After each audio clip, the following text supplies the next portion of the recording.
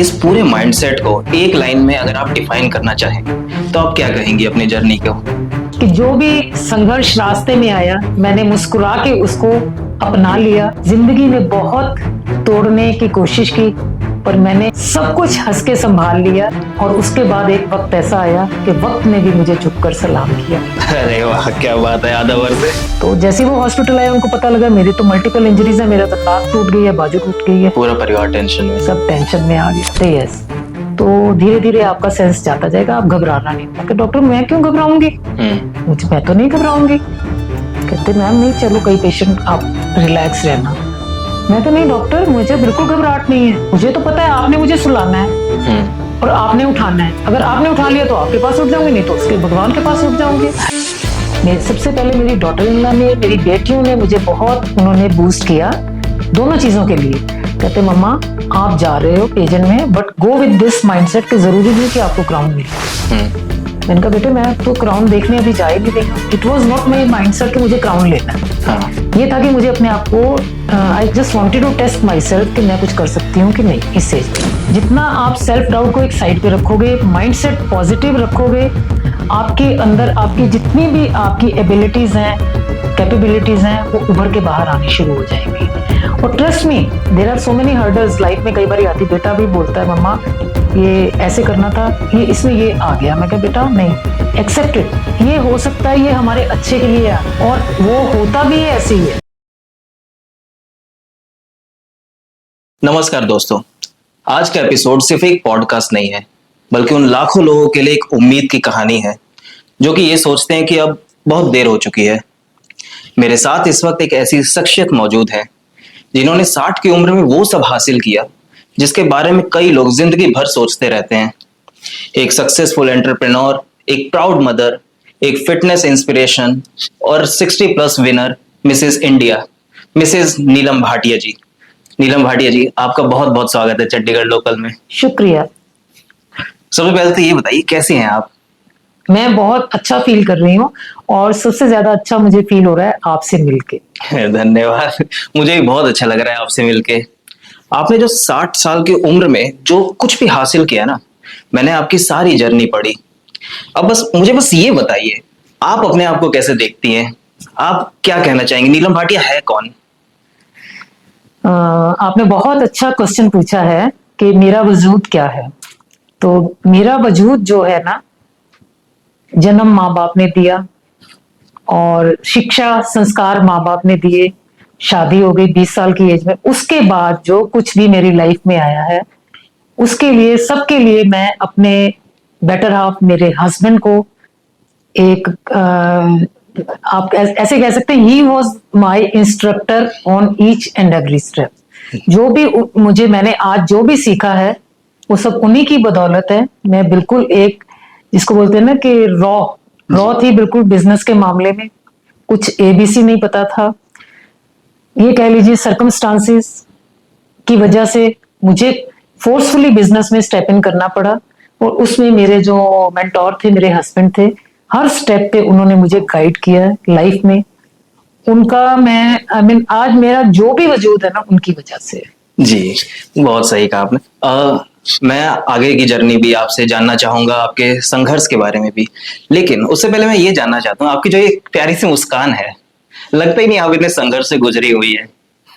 आप क्या कहना चाहेंगे इस बारे में कि ये जो मोटिवेशन है, ये जो मुस्कुराहट है आपके चेहरे पर, ये कैसे आई है? बेटे ये सब आपका ना माइंडसेट होता है।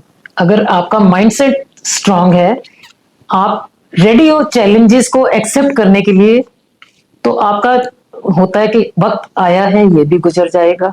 तो माइंडसेट अगर ये रहेगा तो आप हर मुश्किल को आसानी से पार कर सकते हो। और ये माइंडसेट मेरा आज की देन नहीं है। मैंने जितने संघर्ष देखे हैं, जो मैंने सबसे टफेस्ट टाइम लाइफ का देखा है ना, ये माइंडसेट उस टाइम चेंज हुआ है। उससे पहले मैं भी आपके जैसी ही थी जब आपकी एज में थी। अच्छा, जैसे आपने माइंडसेट की बात की, अगर हम इस पूरे माइंडसेट को एक लाइन में अगर आप डिफाइन करना चाहें तो आप क्या कहेंगी अपनी जर्नी को? मेरी जर्नी को क्या कहूंगी, इसको एक लाइन में डिफाइन करने के लिए तो मैं यही कह सकती हूँ कि जो भी संघर्ष रास्ते में आया मैंने मुस्कुरा के उसको अपना लिया। जिंदगी ने बहुत तोड़ने की कोशिश की, पर मैंने सब कुछ हंस के संभाल लिया। और उसके बाद एक वक्त ऐसा आया कि वक्त ने भी मुझे झुककर सलाम किया।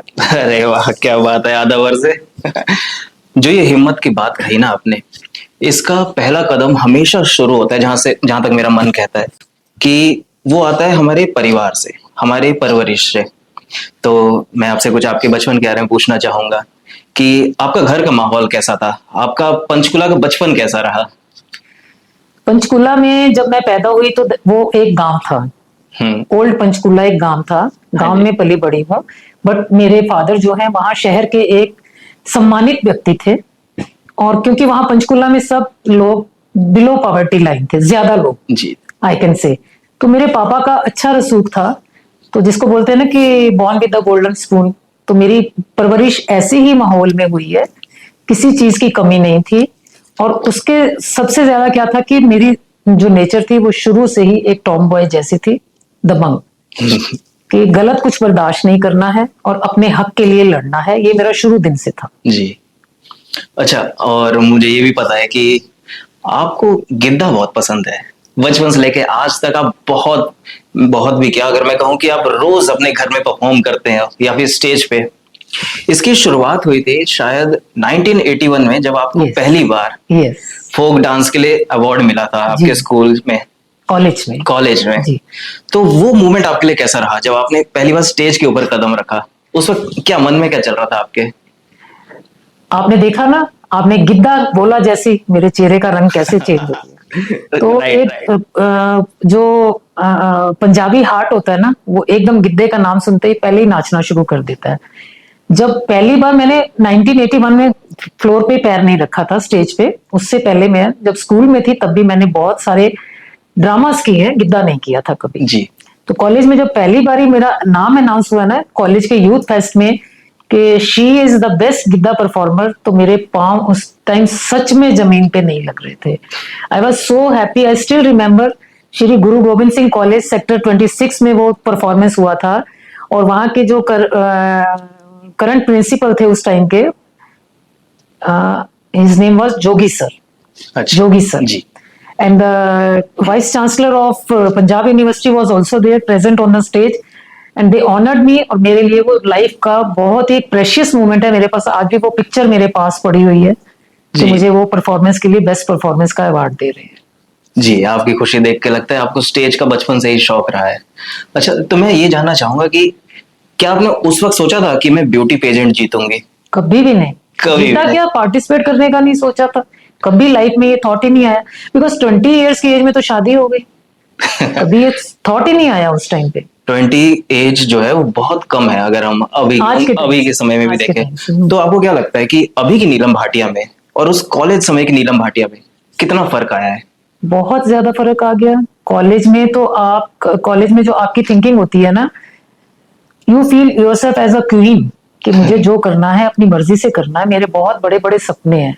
एनर्जेटिक। जैसे ही शादी हो जाती है तो शादी के बाद अगर आपको अर्ली रिस्पॉन्सिबिलिटीज घेर लेती हैं, जैसे getting married earlier, early motherhood भी आ गया, 3 बच्चे एकदम से ऊपर नीचे मेरे बच्चे भी आ गए and I was enjoying that phase, no doubt. बच्चे हुए, बट इन सब चीजों के बीच में मेरी शादी जब हुई है ना 1982 में, तभी वो क्रिमिनल राइट्स शुरू हो गए थे पंजाब में उग्रवाद का टाइम था। उसकी वजह से हमारा सारा बिजनेस रुइन हो गया था, सब खत्म हो गया था। तो we had to move out from Punjab. तो वो पीरियड ऐसा था कि बच्चों के साथ घर से निकलना और नए सिरे से जिंदगी को सेटअप करना वो चैलेंज था। तो कुछ थॉट्स और आते ही नहीं थे दिमाग में, सब कुछ यही चलता था उस टाइम पे। तो और आज की नीलम में फर्क ये है कि उसने जमाना सारा देख लिया है। बिकॉज ये स्टोरीज जो हैं ये 40 साल पुरानी है। जी जी। मेरी शादी को 44 ईयर्स हो गए। Congratulation. Thank you so much. तो इतने सालों की कहानियां मेरे अंदर। उसके बाद काफी कुछ बहुत चैलेंजेस लाइफ में आए, बिजनेस अप्स एंड डाउन्स, मेरा एक्सीडेंट, 6 महीने तक बेड रिडन रहना और उसके बाद भी कंप्लीटली रिकवर नहीं होना। बिकॉज मेरा जो नी था पूरी बुरी तरह से क्रश हो चुका था, शोल्डर भी राइट बुरी तरह से क्रश हो चुका था। और पहले तो मैं ये बोलती थी सबको कि मेडिकल एडवांसमेंट नहीं थी उस टाइम पे, but the reason was my family, after so many setbacks, we were short of money. जी मैं आपके सामने फर्स्ट टाइम ये एडमिट कर रही हूँ कि we were not in the position to spend too much amount on my this treatment. Doctor ने बोला सर्जरी होगी तो लाखों रुपए लगेंगे, उस जमाने में भी 95 की बात है. बट उस टाइम पे हमारा टोटल बिजनेस लॉस हो चुका था कि उस टाइम पे हमारा ये था कि मेरे पास उससे पहले 93 तक मेरे पास 2 गाड़ियां, पंचकुला में 2 अपने प्लॉट्स थे, रेजिडेंशियल प्लॉट्स, और मेरा स्टोर बड़ा अच्छा चल रहा था. बट मेरा फाइनेंस का काम था, उसमें मेरा उस जमाने में around I can say huge amount जो मेरा उस टाइम पे डूबा था. तो बोलते हैं ना कि अर्श से फर्श पे आना, वो मैंने देखा है, बहुत बार देखा है लाइफ में, बट वो मेरा फर्स्ट टाइम था अर्श से फर्श का सफर. तो बट उस टाइम तो बहुत कुछ तो बहुत फील हुआ, बट विद टाइम अपने आप को स्ट्रॉन्ग किया. क्यों? फिर क्या हो गया? जिंदगी तो खत्म नहीं हुई. नहीं. तो अपनी तरफ से अपने सब एफर्ट्स डाल के I was trying to build up my business, my family support करने के लिए. आई वॉज ऑलवेज रेडी कि मुझे करना है कुछ, मुझे थकना नहीं है और रोना भी नहीं है, मुझे करना है जी. बट वो बोलते हैं ना कि एक तो कश्ती में पहले ही भार ज्यादा था, ऊपर से उसमें छेद और हो गया. उसमें छेद भी हो गया. तो वो छेद हो गया 95 में जब एक्सीडेंट हुआ. उस वक्त आपकी उम्र थी 33 साल. 33 साल एग्जैक्टली. मैं वैसे आपको ज्यादा इमोशनल तो नहीं करना चाहूंगा, लेकिन क्या बता सकते हैं कि दरअसल उस दिन हुआ क्या था? कुछ भी नहीं, हम जा रहे थे, हम कार में, मेरे हस्बैंड ड्राइव कर रहे थे, साथ में एक फ्रेंड थे, फ्रेंड की वाइफ थी, and I was sitting at the back of my husband, he was driving right side पे. तो बारिश हो रही थी हल्की हल्की.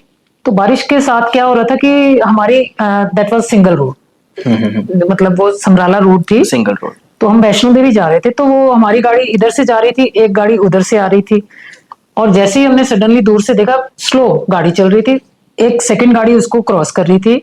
सेकंड के देखते देखते, छोटी सी सड़क थी उस जमाने में, थर्ड गाड़ी उसको क्रॉस कर रही थी. तो जैसे ही मैंने देखा कि थर्ड गाड़ी क्रॉस कर रही, मैंने अपने हस्बैंड को बोला प्लीज स्टॉप, रोक दो, वो हमें मारेगा, वो मारेगा. आपका आभास हो गया पहले? मुझे आभास हो गया था कि वो बहुत रैश आ रहा है, वो आदमी हमें मारेगा. But he was sleeping while driving.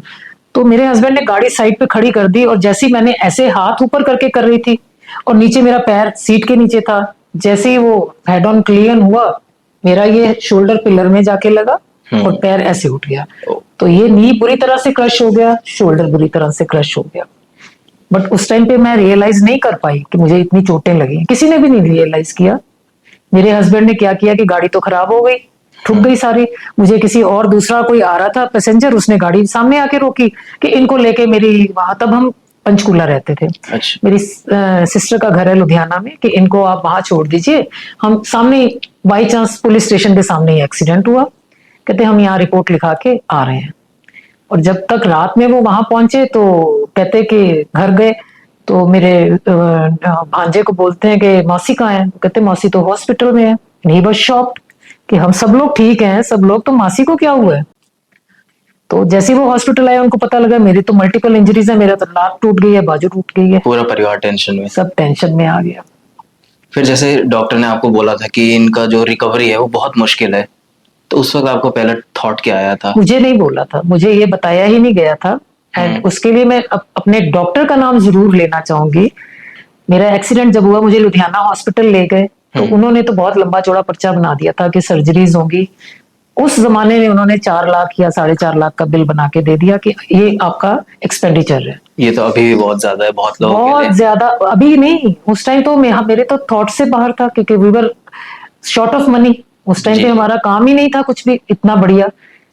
तो मेरे फादर इल्ला ने बोला कि ये तो बहुत मुश्किल हो जाएगा. कहते उस टाइम पे डॉक्टर, चंडीगढ़ के डॉक्टर हैं, ऑर्थो सर्जन डॉक्टर विकास मेहरा, वेरी रिनाउंड.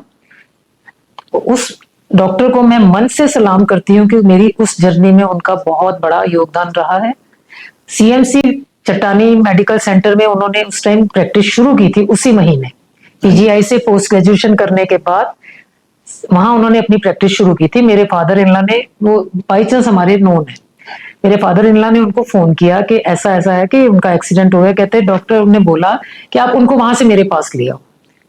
और वहां के हॉस्पिटल वाले मुझे रिलीज करने के लिए तैयार नहीं थे। उनको लग रहा था कि हमारा तो चेक जा रहा है यहाँ से वापस 4 लाख का, कि हेल्थ रिस्क है, फलाना है, ऐसे है, नहीं भेजेंगे।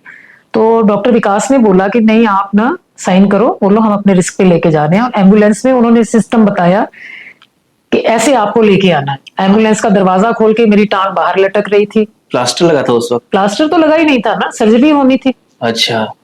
तो साथ में वेट बांधा हुआ है, क्योंकि ये टूट के टांग ऊपर आ गई थी सारी। तो कहते आप ऐसे लेके आओ, मैं अपने आप से सब कुछ ठीक कर लूंगा। तो जब हम यहाँ पहुंचे तो ऑब्वियसली डॉक्टर के भी हाथ कई जगह बंधे होते हैं। तो मेरे फादर इन लॉ ने उनको पहले बोल दिया था कि देखो doctor, we are short of money, तो हम खर्चे की तरफ नहीं जाएंगे। ज्यादा खर्चा किए बिना जो बेस्ट पॉसिबल है वो करना है। और मेरे फादर इन लॉ को मैंने एक बोल दिया था, पिताजी, कि आई डोंट वांट कि इस चीज में मेरे पेरेंट्स इंटरप्ट करें। मैं उनसे कोई भी फाइनेंशियल हेल्प नहीं लेना चाहूंगी, though they were quite capable of doing each and everything. मैंने कहा मैं अपने घर का पर्दा उनके सामने नहीं नंगा करना चाहूंगी कि हमारे पास पैसे नहीं है। आपको हैंडल करना है, डॉक्टर से कैसे बात करनी है, क्या करना है, ये आपको देखना है। तो मेरे फादर इन लॉ ने डॉक्टर को सेम वे बोल दिया।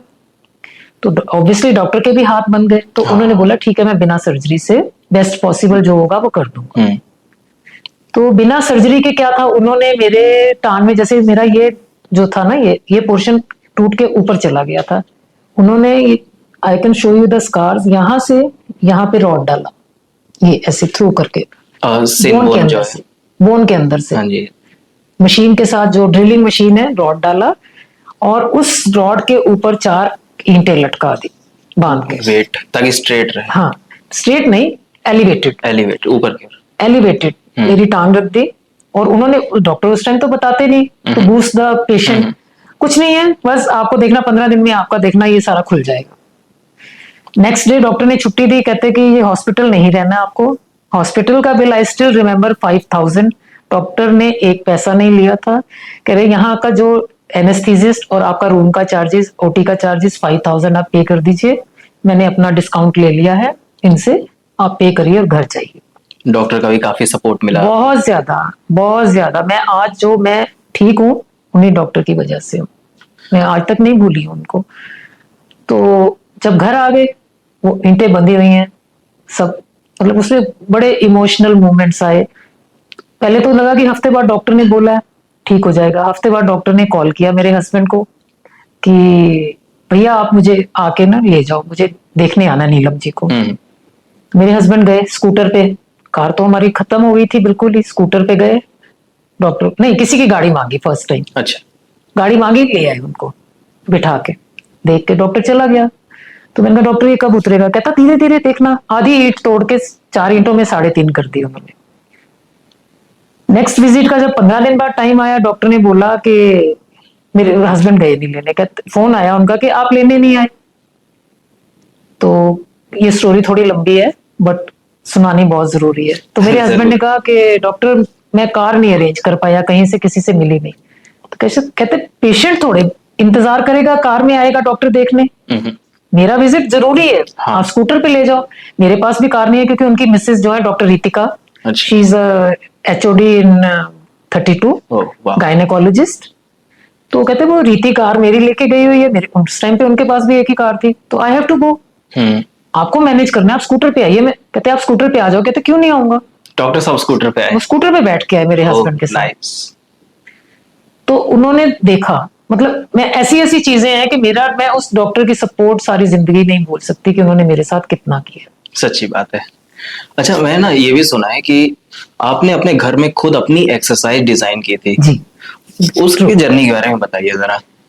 एक्चुअली जो मेरे जब शोल्डर रिप्लेस हुआ है ना 2022 में, ये मेरा शोल्डर है, ये जो ये सॉकेट, ये जो है ये शोल्डर जॉइंट नहीं, जो ये बोन होती है ये वाली, और ये ball, socket and ball, this movement, ये दोनों आर्टिफिशियल है। दोनों चीजें आर्टिफिशियल है, अभी भी आर्टिफिशियल है। तो वो डॉक्टर ने बोला ही था कि जब भी कोई, मतलब इतनी एडवांस थ्योरी नहीं थी उस टाइम पे, अब डॉक्टर ने बोला कि अब थ्योरी आ गई। पहले 2018 में मैंने नी रिप्लेस कराया उन्हीं डॉक्टर से। तो जब चंडीगढ़ में ही कराया उन्हीं डॉक्टर से।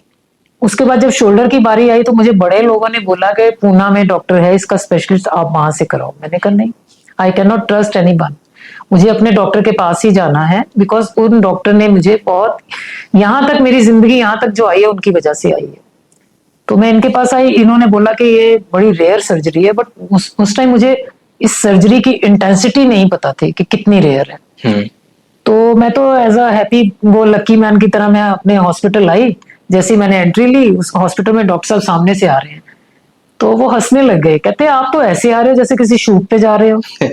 मैं भी हंस रहा हूँ। तो मैंने कहा डॉक्टर तो फिर क्या हो गया, करेक्ट बोला, it's a shoot, life time shoot है, कुछ नहीं है, I don't care for these things. अब तो मेरी लाइफ में इतना कुछ हो गया, मुझे नहीं फर्क पड़ता। खैर उन्होंने एडमिट कर लिया, तो एडमिट कर लिया, सर्जरी भी होने लगी। जब एनेस्थीसिस्ट आया, कहता है मेरे पास आके, एनेस्थीसिस्ट डॉक्टर बोलते हैं कि आप मैम आपको ना वो लगेगा एपिड्यूरल, आपके बैक में इंजेक्शन लगेगा। मैं कहा एपिड्यूरल लगाओगे, कहते यस। तो धीरे धीरे आपका सेंस जाता जाएगा, आप घबराना नहीं। मैं कहा डॉक्टर मैं क्यों घबराऊंगी, मैं तो नहीं घबराऊंगी। कहते मैम नहीं, चलो कई पेशेंट, आप रिलैक्स रहना। मैं तो नहीं डॉक्टर, मुझे बिल्कुल घबराहट नहीं है, आई स्वीयर। मुझे तो पता है आपने मुझे सुलाना है और आपने उठाना है, अगर आपने उठा लिया तो आपके पास उठ जाऊंगी, नहीं तो उसके भगवान के पास उठ जाऊंगे। अरे नहीं ऐसा कहता आपको देख के तो मुझे डर लगने लग गया है। मैं कहा नहीं डॉक्टर, बी पॉजिटिव, मैं पॉजिटिव हूँ ना, आप भी पॉजिटिव हो, सब अच्छा होगा। इस तरह मेरी सर्जरी हुई। जब सर्जरी हो गई तो डॉक्टर ने बताया कि नीलम जी आपको पता है आपकी जो ये सर्जरी हुई है कितनी कॉम्प्लिकेटेड और कितनी रेयर है। मैं कहा मुझे क्या पता, मुझे तो आपके ऊपर फेथ है कि आप अच्छा करोगे। कहते this is the most toughest surgery. जो नी रिप्लेसमेंट होती है ना, वो एक सिटी में एक दिन में कई हजारों होते हैं। और जो ये आपका शोल्डर रिप्लेस हुआ है ना, ये ऑल ओवर इंडिया में साल में मुश्किल से 40 से 45 होते हैं। मुश्किल है। कहते आपको पता नहीं इसकी इंटेंसिटी कितनी है और इसका रिजल्ट कैसा आना है, ये आपके ऊपर डिपेंड करता है। उन्होंने मुझे उसी दिन समझा दिया था कि मेरे एफर्ट्स के बिना ये रिजल्ट अच्छा नहीं आएगा। आपकी इसी पॉजिटिविटी और इसी फिटनेस के कारण बहुत सारे लोग आपसे इंस्पायर होते हैं। अच्छा, आप मुझे अपनी डेली रूटीन बताइए। पहले तो मैं ये जानना चाहूंगा, डेली हैबिट्स क्या है, आप सुबह से लेके शाम तक कितने बजे उठते हो, क्या ब्रेकफास्ट करते हो, डेली रूटीन बताइए मुझे अपना। मेरा डेली रूटीन है, सुबह मैं अराउंड 6:30 मेरी अपने आप ऑटोमेटिक आंख खुल जाती, चाहे मैं 2 बजे सोऊं। अच्छा, 6:30 मेरी आंख खुल जाती है। उसके बाद बेड पे लेटे लेटे 15 मिनट मैं अपनी बॉडी को रिजुविनेट करती हूँ with the certain fitness regime जो मेरी बॉडी के लिए बहुत जरूरी है। वो मेरी डाइट है, सुबह उठते ही मेरी डाइट है कि जैसे कुछ वो मूवमेंट्स है मेरे स्पाइन के लिए, वो मैं लेटे लेटे करती हूँ। उसके बाद मैं एनर्जाइज होके उठ जाती हूँ, फ्रेशन अप होके पानी पी के सब कुछ करके उसके बाद मेरा रूटीन शुरू हो जाता है कि 1 घंटा या 1.25 घंटा मुझे अपनी बॉडी को देना है। तो वो मेरा 1.5 घंटे का रूटीन जो है, वेट लिफ्टिंग पैटर्न बनाया हुआ मैंने, सेट किया हुआ है 6 days इन अ वीक। वो मैं उसी पैटर्न से अपनी एक्सरसाइजेस करती हूँ। कभी कुछ चेंज कर लिया, कभी कुछ चेंज कर लिया। अभी भी घर में ही करती हो या आप जिम जाती हो? जिम पहले जाती थी, बट मेरा एक्चुअली अब being I mean you can say crown after crowning and busy in so many events going here and there, तो मेरा जिम का रूटीन नहीं बन पाता। जिम 2 दिन जाती हूँ, फिर कहीं बाहर जाना पड़ जाता है, मिस हो जाता है। उस चक्कर में मैंने घर का ही रूटीन सेट कर लिया है कि मैं घर पे ही करूंगी। मतलब घर में भी फिटनेस जर्नी हम स्टार्ट कर सकते हैं, फिट रह सकते हैं। बिल्कुल रह सकते हैं। अच्छा, मुझे ना मैं ये जानना चाहूंगा कि जैसे कई सारे लोग हैं आजकल जो पेन या फिर स्ट्रेस से जूझ रहे हैं, उनके लिए एक सिंपल एडवाइस क्या दोगे आप? पेन और स्ट्रेस के लिए एडवाइस, स्ट्रेस तो जो है वो हमारे अपने खुद के पैदा किया हुआ है। कैसे? जैसे क्या है, स्ट्रेस है, जब आप अगर आपकी थिंकिंग पॉजिटिव हो जाएगी ना, जब आप अपना पॉजिटिव थिंकिंग शुरू कर दोगे और अपने आप को कंपेयर करना बंद कर दोगे। स्ट्रेस क्या है? स्ट्रेस तो ये भी है कि वो मेरे से ज्यादा अच्छी ड्रेस पहन के आया है, मैंने तो अच्छी पहनी नहीं। You should be confident. आपने अगर कोई कपड़ा भी पहना है ना, आप इतनी सी बात के लिए आप परेशान हो जाते हो कि उसका तो ज्यादा अच्छा लग रहा है। This is not about this thing कि वो अच्छा लग रहा है। आपको अपने आप को प्रेजेंट करना आना चाहिए। जब मेरे पास कम था, सोर्सेज कम थे, तब भी मुझे कोई जज नहीं कर पाता था। जब भी मैं किसी गैदरिंग में जाती थी, आई यूज टू आउटशाइन कि आपका ड्रेस बहुत अच्छा है, आपने कैसे कैमोफ्लेज किया हुआ है। यस। तो आपका वो कॉन्फिडेंस होना चाहिए जो आपके चेहरे पे झलकता है, तो आपको ऑटोमेटिक आपको वो स्ट्रेस खत्म हो जाता है। जब आप अपने आप को इतना रिकवर कर लेते हो, फिट रहते हो, अच्छा ये बताइए, जब 63 साल की उम्र में जब आपने ये फैसला लिया कि मैं ब्यूटी पेजेंट में कंपटीशन में जाऊंगी, फैमिली का रिएक्शन क्या था उस वक्त? फैमिली बस मैंने आपको जैसे बताया ना, मेरी फैमिली शुरू से ही मेरे साथ बहुत सपोर्टिव रही है। Whether maybe parents, maybe my in laws, मेरे हस्बैंड, मेरे बच्चे, एवरीबडी वॉज हैप्पी। सबसे पहले मेरी डॉटर इन लॉ ने, मेरी बेटियों ने मुझे बहुत उन्होंने बूस्ट किया दोनों चीजों के लिए। कहते मम्मा आप जा रहे हो पेजेंट में, but go with this mindset कि जरूरी नहीं कि आपको क्राउन मिले। मैंने कहा बेटे मैं तो क्राउन देखने अभी जा ही नहीं रही हूँ। It was not my mindset कि मुझे क्राउन लेना है। हाँ। ये था कि मुझे अपने आप को I just wanted to test myself कि मैं कुछ कर सकती हूँ कि नहीं इस एज में भी। तो मैंने कहा मैंने उस चीज के लिए जाना है, जस्ट टू एंजॉय। तो उस माइंडसेट से मैं गई थी, बट मेरी फैमिली ने मुझे इक्वली सपोर्ट किया। सबने, किसी ने भी घर में तो किसी ने नहीं मुझे रिवोल्ट किया कि आप क्यों जा रहे हो। My son he was more than happy कि नहीं मम्मा जा रही है, बहुत अच्छी बात है। जैसे कि आपने कहा कि आपकी पूरी फैमिली, चाहे वो इन लॉज हो या फिर आपके खुद के मदर फादर, बच्चे हो, आपके हस्बैंड हो, सबका सपोर्ट मिला। तो जब आप मिसेस इंडिया 60+ विनर बन गई, घोषित हो गई आप, उस वक्त आपके दिमाग में सबसे पहले कौन आया? जब मैं मिसेस इंडिया बनी ना, बनते ही सबसे पहले तो आई वॉन्ट मतलब मुझे, मैं बताने में कोई शर्म नहीं है कि सबसे पहले मेरी आंखों के सामने कौन आया। सबसे पहले मेरी बेटी आई, बड़ी वाली बेटी, क्यूट, जिसने मुझे चैलेंज किया था। क्या, कैसा Because चैलेंज? जब मैं पेजेंट की तैयारी कर रही थी ना, तो उस बच्चों ने, जैसे मैंने अभी बताया, बोला कि आपको मम्मा क्राउन के लिए नहीं जाना है, माइंडसेट से जाना कि हो सकता है नहीं भी मिले, कल को आपको रिग्रेट ना हो। तो मैंने कहा मुझे क्राउन का है ही नहीं है। उन्होंने लिखा हुआ है इसमें आपका टैलेंट राउंड होना है। मैं क्या, आई परफॉर्म माई गिद्दा, मैं अच्छा, अपना वहीं पे। पंजाबी फोक डांस करूंगी, तो आई परफॉर्म दैट। और बाई चांस ये वो मेरे पास, मेरे घर आई हुई थी लुधियाना में, अदरवाइज शी स्टेज इन गुड़गांव। तो कहती मम्मा कहाँ से सीखोगे आप, कहाँ से? मैं कहा मेरी टीचर है, मैं उसको पूछती हूँ। She went with me in the institute. तो उसने बोला कि मम्मा को आपने डांस सिखाया है? कहती हाँ। कहती उस गाने पे करके दिखाओ पहले आप, जो इन्होंने सिखाया।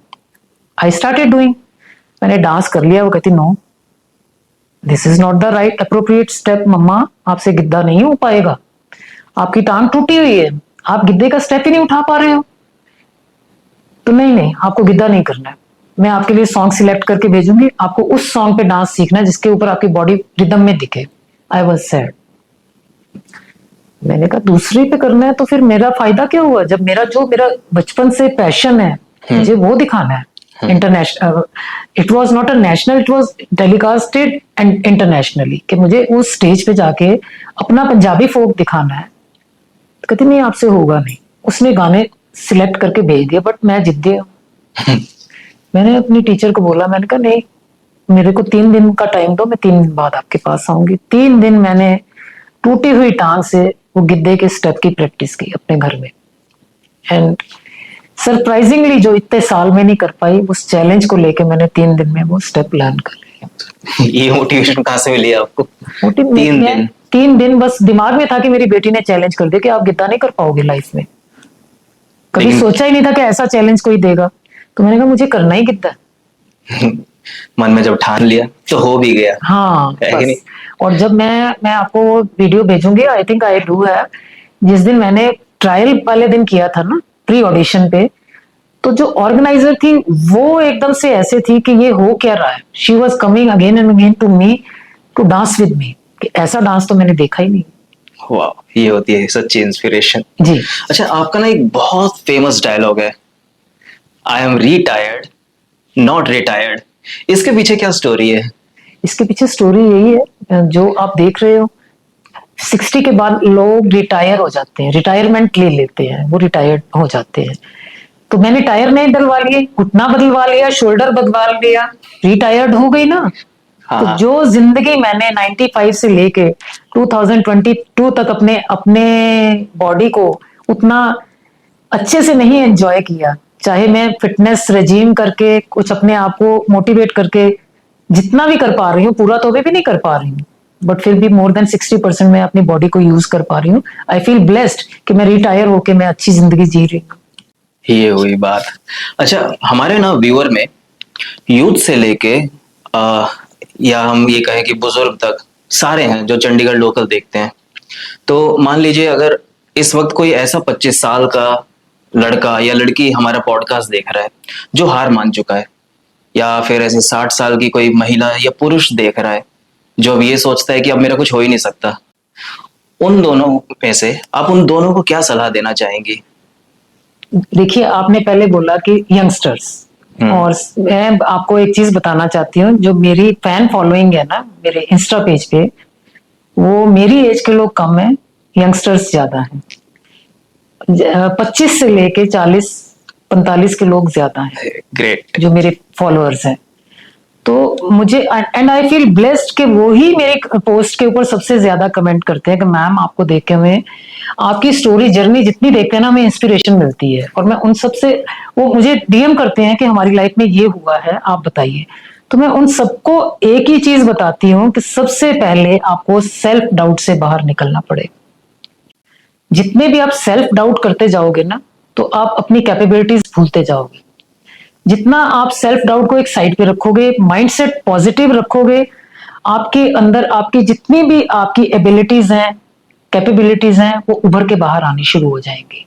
और ट्रस्ट मी, उन लोगों ने मुझे बाद में मुझे मैसेज किया है कि मैम आपसे बात करके ना हम इतना एनर्जाइज हो जाते हैं कि हमें लगता है कि नहीं, हमें आज का दिन बहुत अच्छा बीत गया।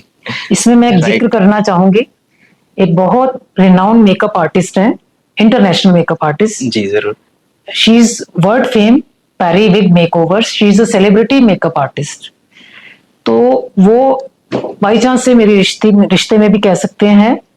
तो वो she admits every time with everybody कि मुझे जब भी कुछ थोड़ा सा भी डिप्रेशन होने लगता है, मैं मासी के साथ जाके बैठ जाती हूँ एंड आई फील रिजुविनेटेड, कि मुझे एकदम से अपने आप को एक सहारा मिल जाता है। कि मासी की जर्नी देख के मुझे लगता है कि मासी अगर सब कुछ कर सकती है तो भाई कांट आई डू।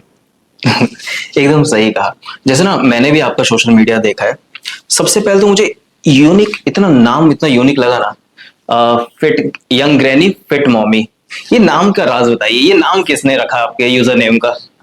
वो ऐसे था कि लॉकडाउन का टाइम था एंड मेरा तो था कि मैं उठ के अपने एक्सरसाइज करना शुरू कर देती थी। तो मेरी डॉटर इन लॉ थी, तो लॉकडाउन के दिनों में ही I got blessed with my grandson. तो हम बच्चे के साथ सब अपनी लाइफ में बिजी थे। तो मेरी डॉटर इन लॉ एक दिन कहती, मम्मा आप यू आर सो टैलेंटेड, आप इतना कुछ करते हो, we should start a page of saas bahu. तो मेरे को उस टाइम तक मीडिया का इतना नहीं पता था, फेसबुक थोड़ा सा चला लेती थी, मुझे बिल्कुल नहीं आता था, इंस्टा की नॉलेज ही नहीं थी। हाँ 2020 तक। तो मैंने कहा बेटे सास बहू का पेज, तो कहती नहीं, आप जैसे आप अपना फिटनेस का डालना, मेरा बेबी हुआ है तो मैं बेबी के बारे में डालूंगी, तो हम अपना जॉइंट पेज बनाते हैं सास बहू। तो मैंने कहा सास बहू तो नाम क्या रखेंगे? देन शी स्टार्टेड स्क्रोलिंग के क्या रखें आप मम्मा कोई आइडिया बताओ। तो मेरे पास तो कोई आइडिया नहीं था, उस टाइम मैं इतना देखती भी नहीं थी। तो इमीडिएट उसको आया कि मम्मा you always you are so energetic and you try to look so young and you participate in so many activities। तो यंग ग्रैनी एंड मैं फिट हूं तो मैं फिट मॉमी। मैंने देखा जो आपके कंटेंट होते हैं ना, वो भी इतने वाइब्रेंट, इतने अच्छे होते हैं, देख के मन खुश हो जाता है कि आप कैसे कर रहे हो। कहीं अगर आप घूमने जा रहे हो, ट्रेवल कर रहे हो, तो आप ब्लॉगिंग भी करते हो। yes। इतनी एनर्जी आई कहाँ से, राज जानना है। और ये तो बेटा आपके ना अपने फ्लो के ऊपर डिपेंड करता है कि आप जिंदगी को कैसे देखते हो। तो किसी आदमी को तो जो पत्ता मुरझा रहा होता है पतझड़ में, उसको देख के सैडनेस फील हो जाती है। हाँ कि ये मुरझा रहा है, क्या है, लाइफ ऐसी है। किसी को लगता है कि कभी ये भी तो चमने बहार था। हाँ, अब ये पत्ता जाएगा, उसी के बाद नए उसके पत्ते बाद आएंगे। नया पत्ता आएगा। तो जब तक हम हैं हमें अपना वजूद कायम रखना है, तो हमें अपने आप को बिल्कुल लो फील नहीं करना है। अपने आप को एनर्जाइज करने के लिए आपका माइंडसेट होना, पॉजिटिव माइंडसेट होना बहुत जरूरी है। फिर क्या हो गया, ये हो गया तो मेरा माइंडसेट, कुछ भी होता है ना, there are so many hurdles life में। कई बार आती, बेटा भी बोलता है मम्मा ये ऐसे करना था, ये इसमें ये आ गया। मैं कहा बेटा नहीं, एक्सेप्टेड, ये हो सकता है ये हमारे अच्छे के लिए आया। हाँ। और वो होता भी है, ऐसे ही है। छोटे छोटे इंस्टेंस है, मैं बहुत सारे हैं, अगर मैं बताऊंगी तो यू विल बिलीव कि ये सब। मेरा बेटा कहता आप जो बात बोलते हो कि अच्छे के लिए हुआ है, तो बाई चांस ही वो वैसा ही होता है, 2 दिन बाद पता लगता है कि अच्छा हो गया, मान नहीं गए। बड़े इंस्टेंस ऐसे बहुत सारे। मैंने तो साक्षात प्रभु के दर्शन अपने सामने किए हुए हैं कि लाइफ में ऐसी ऐसी चीजें आई हैं कि लगता था कि अब कुछ नहीं हो सकता, बट इमीडिएट वो आके सामने खड़े हुए कि ये ऐसे गिराया। यानी आपके इस पूरे जीवन में आपके हस्बैंड का बहुत ज्यादा सपोर्ट बहुत रहा है। ज्यादा। और है ना, आपने बहुत अच्छे 3 किरदार निभाए, एक मदर, एक बिजनेसमैन, और आप एक फिटनेस इंस्पिरेशनल हो सबके लिए। एक किरदार आप भूल गए मेरा। कौन सा? एक किरदार भूल गए, वो मैं सारी जिंदगी नहीं भूल सकती। मेरे father in law, he was totally bed ridden for 6 months with this condition. Brain भी उनका, जो नर्वस सिस्टम ब्रेक डाउन था, बीच में सुसु, बीच में पॉटी, सब कुछ बीच में करते थे। And I use to do each and everything, cleaning, putting catheters also, diapers तो बाद में पता चले 2 साल बाद की डायपर भी आते हैं इतने बड़े लोगों के, बिकॉज ये मैं 2004 की बात कर रही हूँ। 2004 से लेके 2009 तक वो बेड रिडन रहे हैं। और वो सबको बोलते थे कि ये मेरी बहू नहीं है, मेरी बेटी है, बेटी है, मेरी डॉक्टर है, मेरी फ्रेंड है, ये मेरी जितनी सेवा करती है, मैं भगवान, मतलब जितनी वो ब्लेसिंग्स देते थे ना, ब्लेसिंग्स, ये नहीं कि मेरा वो, मतलब मेरी हड्डियां टूटने की वजह से, उनकी ब्लेसिंग्स हैं जो मैं आज तक ये रॉयल्टी जी रही। And I am really thankful to him कि उन्होंने मेरा किरदार पूरी फैमिली में, मेरे इन लॉज की फैमिली में ऐसा बना दिया, एक एक बंदे को बोल के कि she is the pillar of our family.